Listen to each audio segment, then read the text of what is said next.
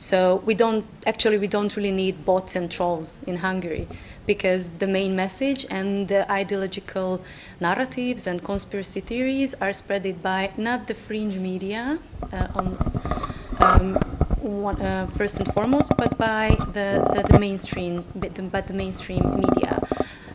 Speaking of the news agency, for instance, it should be balanced, right? And sometimes this state news agency is just referring to separatists as, legitimate state in eastern Ukraine. Some of the conspiracy theories are there from time to time. For instance, the main narrative is that George Soros, together with Brussels, are trying to destroy the national states, nation states, and statehood, and trying to import millions of illegal migrants into Hungary and Europe.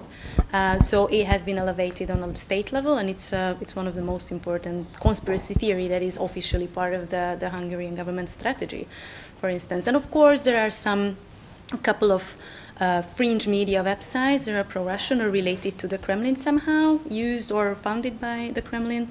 It's or using these narratives. It's approximately 80, 100 websites, but they're not influential. I mean, their reach out it's not so strong.